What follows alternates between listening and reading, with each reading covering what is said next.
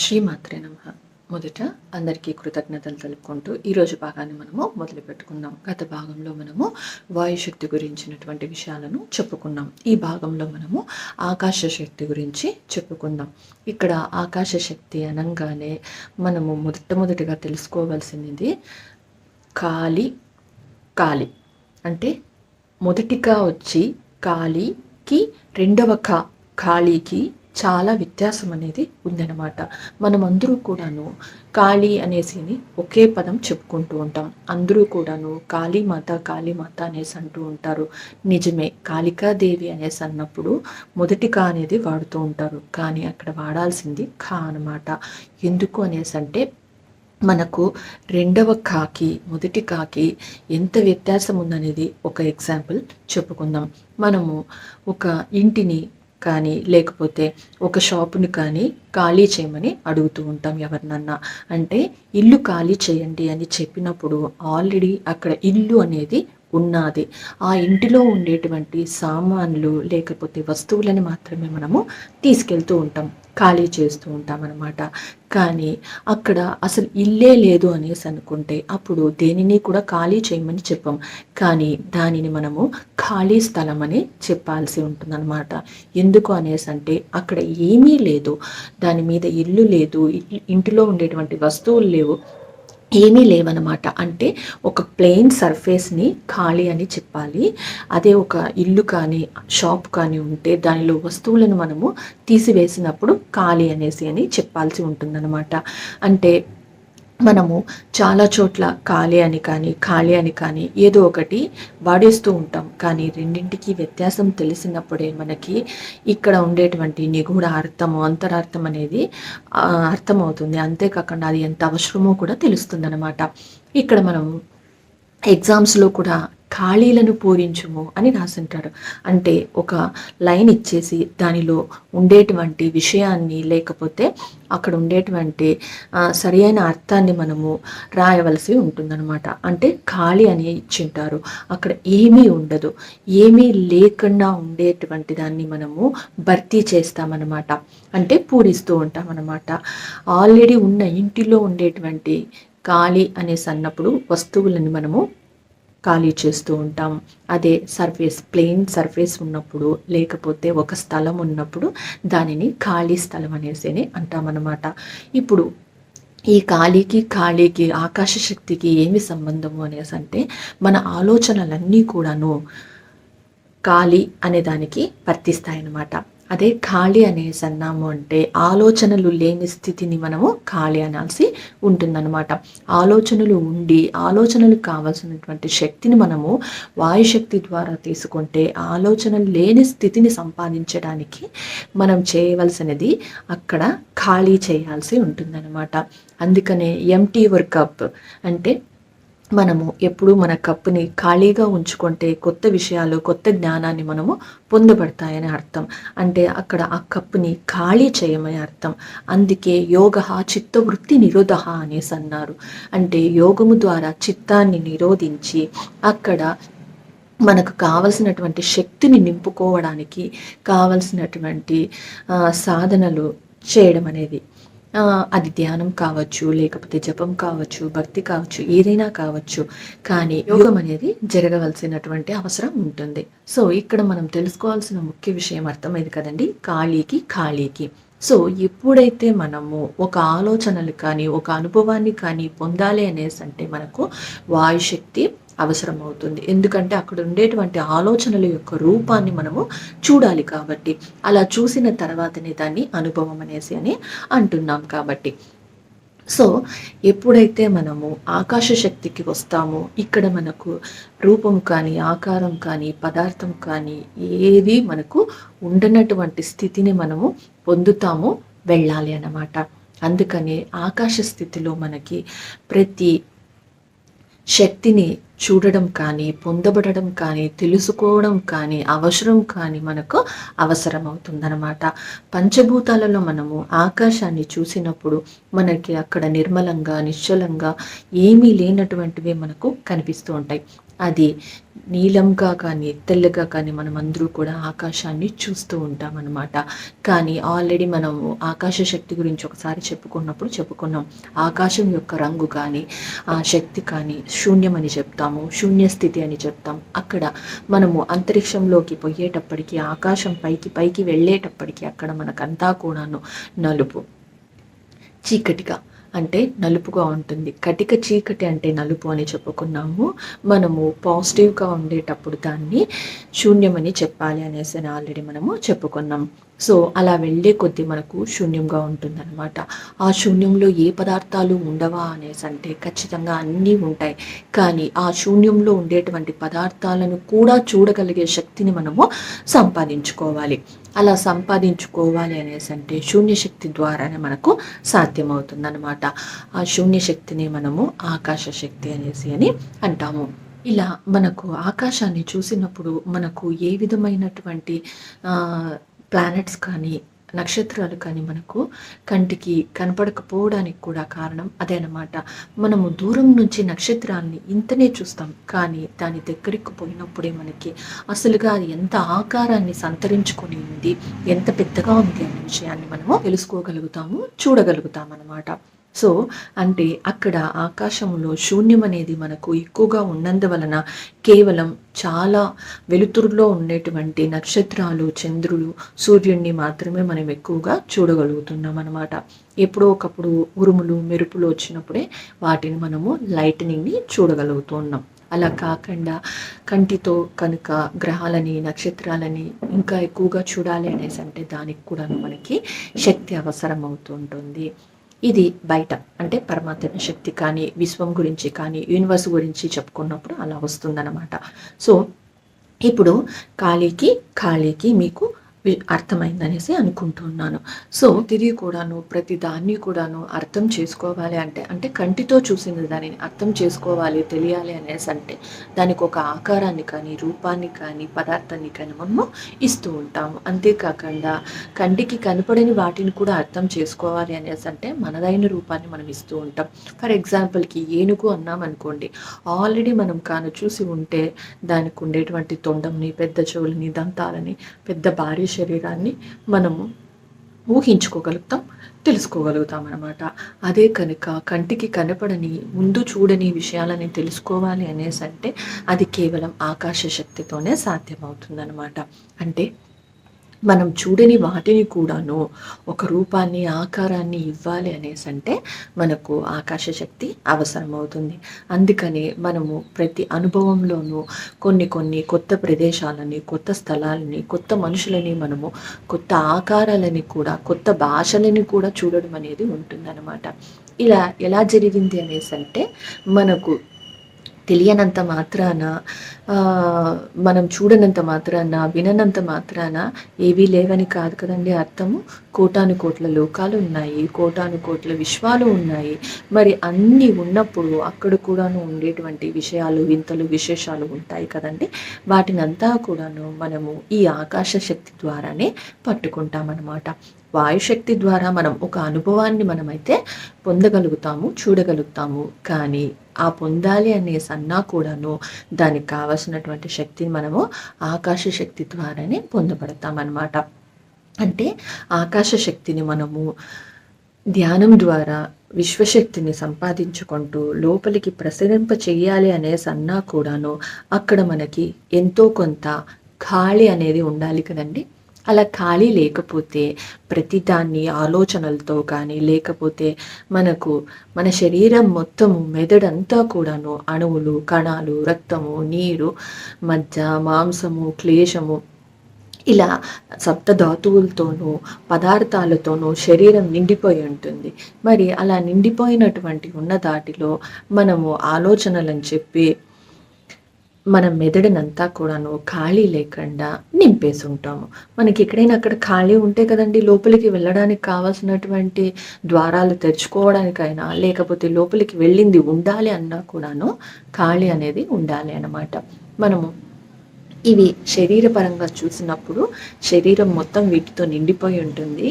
కానీ సూది కనిపెట్టినవాడు సూదికి ఒక బెజ్జాన్ని పెట్టినట్టు, అంటే రంధ్రాన్ని పెట్టినట్టు మన శరీరం అంతా కూడాను ఇంత పదార్థాలతో, ఇన్ని జలం కానీ నీరు కానీ మొత్తం అంతా నిండిపోయి ఉన్నా కూడాను మనకు ఒక అణువుకి ఇంకొక అణువుకి మధ్య అనేది, దాని మధ్యలో శూన్యం అనేది, ఖాళీ అనేది ఉండనే ఉంటుందన్నమాట.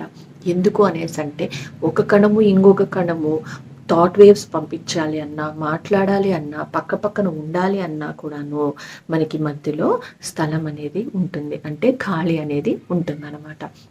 మనం అనుకున్నట్లు 70% నీరు అనుకుంటాం, ఈ శరీరం మొత్తం పదార్థంతో నిండిపోయింది, మరి ఎక్కడ ఉంటుంది అనేసి అంటే ఇక్కడ మనకి కేవలం ఆలోచన మాత్రమే అన్నమాట. కానీ మనకు తెలియకుండా 99% మన కంటికి కనిపించే పదార్థాలతో నిండిపోతే 1% మనకి ఆకాశ శక్తి, శూన్య శక్తి అనేసి అనుకుంటూ ఉంటాం. అంటే స్థలం, ప్రతిదీ పదార్థాలుగా ఉండిపోయినాయి కదా అనేసి అనుకుంటూ ఉంటాం. కానీ మనము కంటితో చూసినప్పుడు శరీరం అంతా 99 పదార్థాలతో నిండిపోతుంది, ఒక్కటే ఆలోచనలు ఉంది. ఎందుకంటే అది ఊహలు కానీ ఆలోచనలు కానీ దానికి స్పేస్ అవసరం లేదు కదా, మనకి ఎంతైనా స్టోరేజ్ చేసుకుంటుంది కదా, కాబట్టి దానికి 1% అనుకుంటూ ఉండొచ్చు. కానీ మనకు తెలియకుండా మనము తెలుసుకోవాల్సిన విషయం ఏమి అనేసి అంటే మనకు 99% శూన్యం అనేది ఉంటుంది. ఆ శూన్యాన్ని మనము ఆక్యుపై చేసేసామన్నమాట. అంటే ఒక స్థలాన్ని మనము ఒక బిల్డింగ్ కట్టాము, 1% వదిలిపెట్టాము అనుకుంటాం.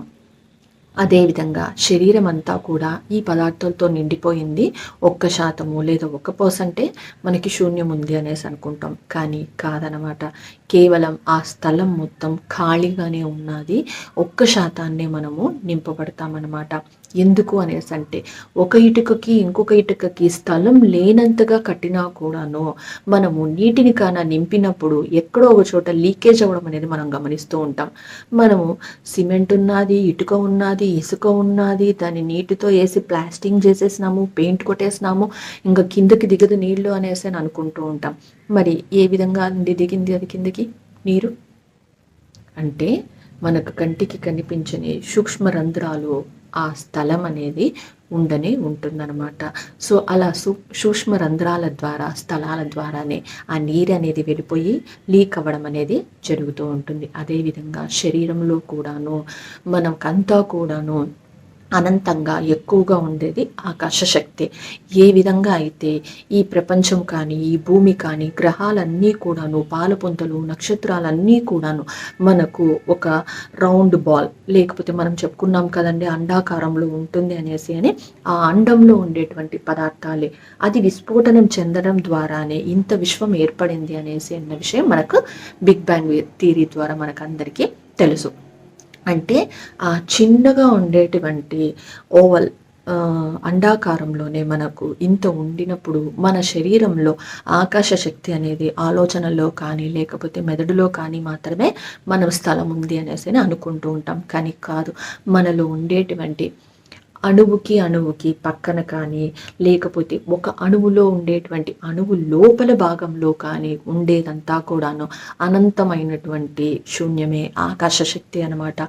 ఎందుకు అనేసి అంటే దీనికి ఒక చిన్న ఎగ్జాంపుల్ చెప్తే మీకు అర్థమవుతుంది.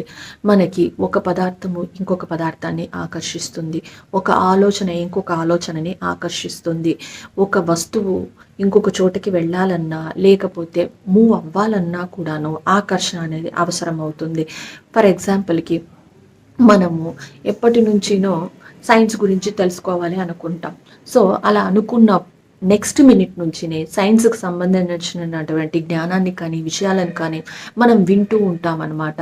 సో అలా జరగడానికి కారణం ఏమి అంటే ఆకర్షణ శక్తి.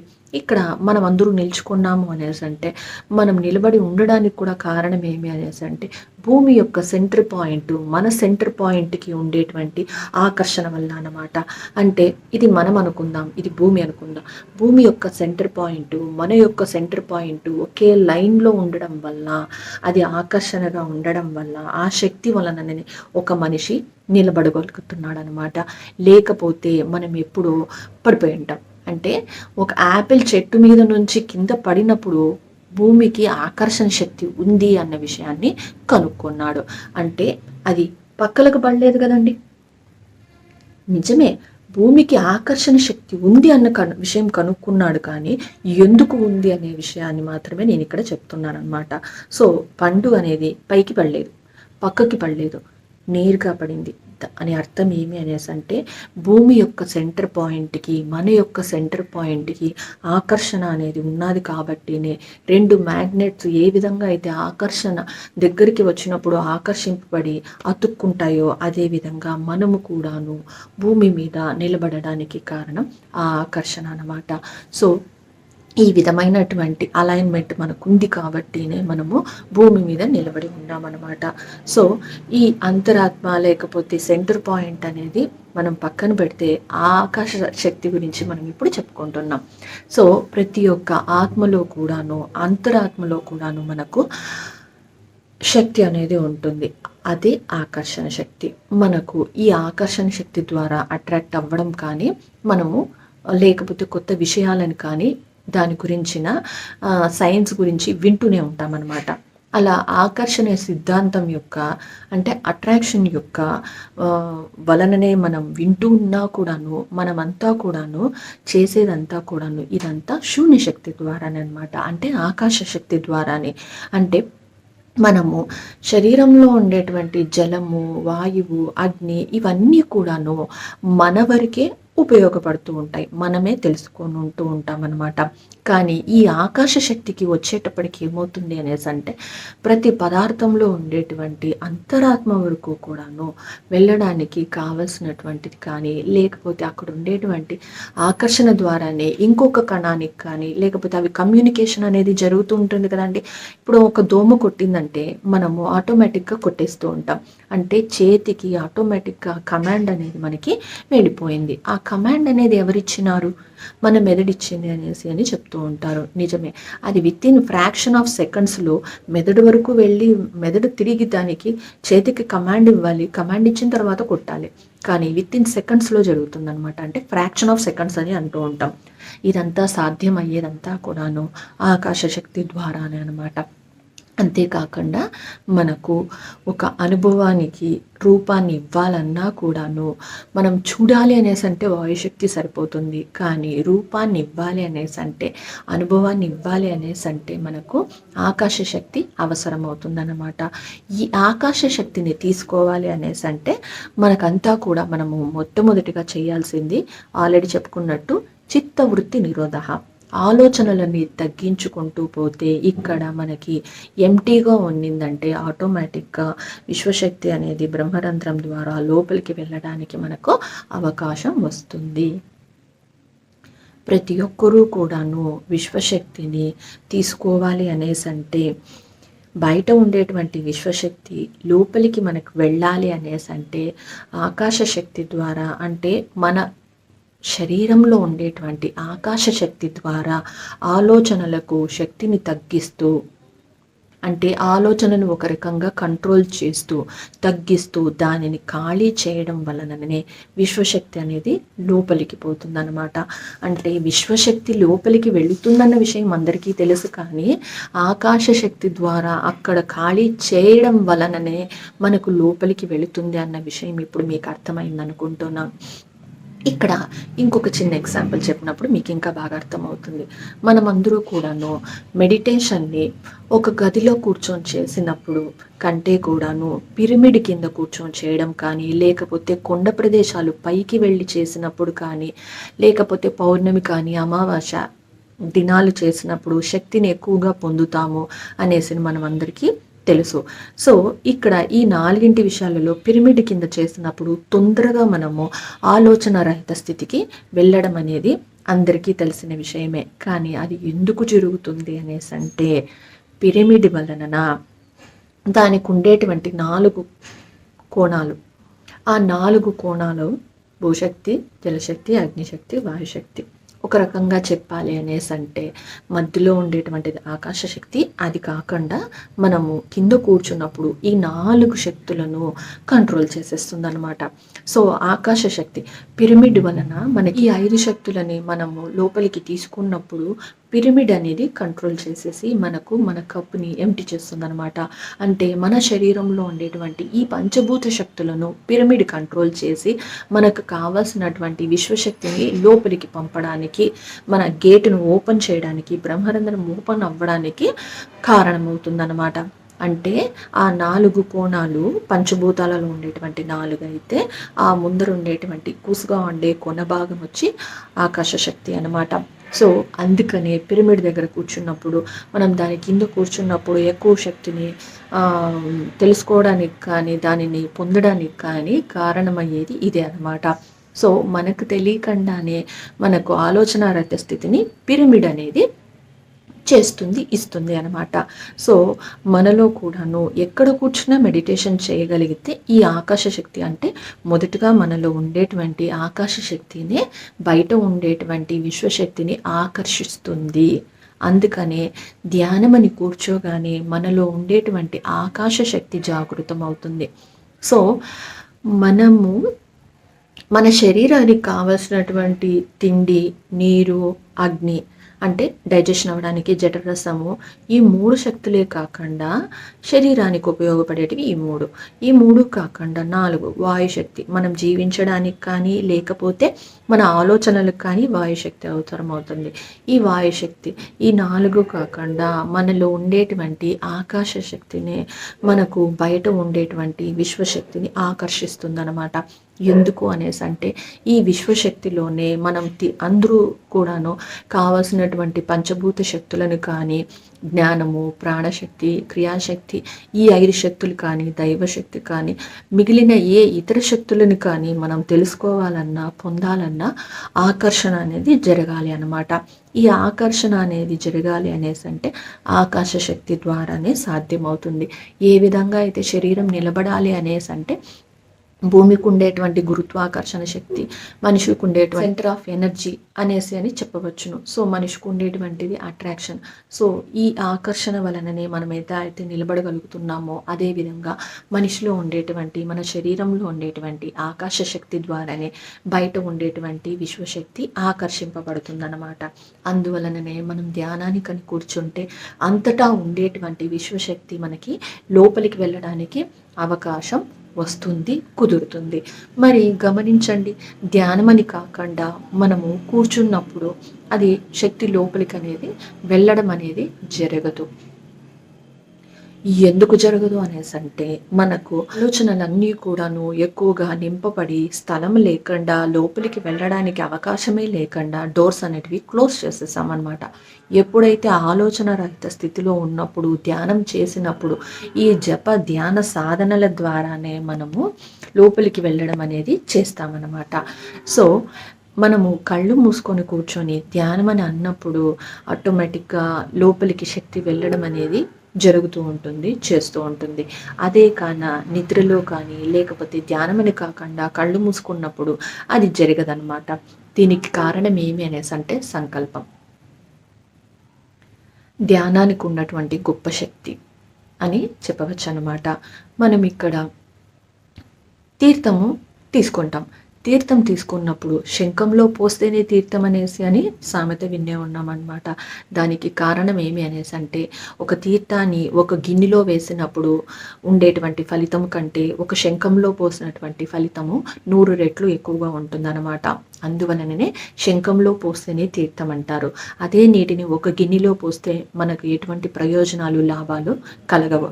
అదే కనుక శంఖంలో పోసిన తర్వాత దాన్ని తీర్థంగా తీసుకుంటే దానికి ఉండేటువంటి లాభం కానీ, శక్తి కానీ అధికమవుతుంది.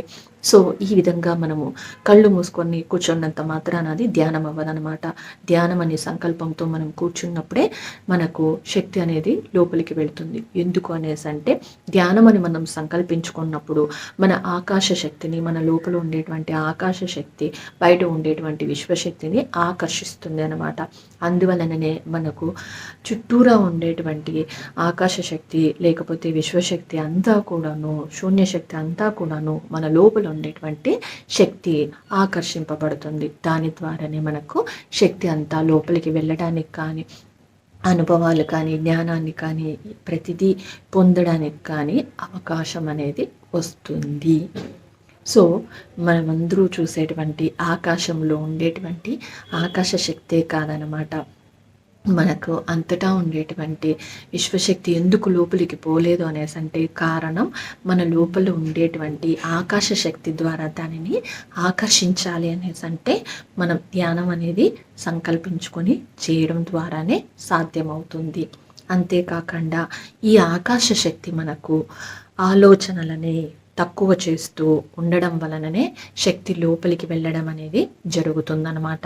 ఇక్కడ మరి మన లోపలే ఆకాశ శక్తి ఉన్నప్పుడు మనకు బయట ఉండే విశ్వశక్తితో పని లేదా అనేసి అంటే అవసరం అవుతుందండి. ఎందుకు అనేసి అంటే ప్రతి ఒక్కరికి కూడాను ఎంతో కొంత పంచభూతాలు అనేటివి మన శరీరంలో ఉన్నాయి కదా, మనకి ఇంతనే ఆకాశ శక్తి ఉందా, ఎక్కువ ఉందా, ఇంకా చాలా ఎక్కువ ఉందా అనేది మనకి తెలుసుకోవాల్సిన అవసరం ఉంది కదండి.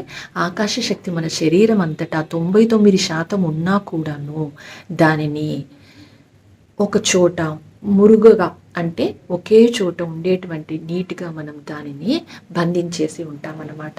ఎప్పుడైతే మనము ఆకాశ శక్తిని ఓపెన్ చేస్తూ బయటకి మనం గేట్స్ ఓపెన్ చేసుకుంటామో లోపల ఉండేటువంటివి అప్పుడు పోతూ వస్తూ ఉండడం వల్ల లోపల ఉండేటువంటి ఆకాశ శక్తి ఫ్రెష్ ఎయిర్ అంటే బయటకు పోయినట్లు బయటకంతా విస్తరించి లోపలికి పోవడం బయటకు పోవడం చేయడం వల్ల మన లోపల ఉండేటువంటి ఆకాశ శక్తి అంతా కూడాను పెరుగుతూ పోతుందన్నమాట. అంటే మనకు అంతవరకు కొంచెమే ఉన్న ఆకాశ శక్తి ద్వారా బయట ఉన్నదాన్ని ఆకర్షించి లోపల ఉన్నదాన్ని ఇంకా పెంచుకుంటూ లోపల ఉండేటువంటి దాన్ని శుద్ధపరుచుకుంటూ శుభ్రపరుచుకుంటూ మనము విస్తరింపడానికి వ్యాపింప చేసుకోవడానికి మన ఎదుగుదలకు ఉపయోగపడుతుందన్నమాట. సో ఇప్పుడు వరకు మనము ఆకాశ శక్తి యొక్క ఉపయోగాలు లాభాలు అసలు ఆకాశ శక్తి అంటే ఏమి అన్న విషయాలను తెలుసుకున్నాము అనుకుంటున్నాను. తర్వాత భాగంలో ఆత్మశక్తి గురించి తెలుసుకుందాం. అప్పటి వరకు కృతజ్ఞతలు ఫ్రెండ్స్. Thank you.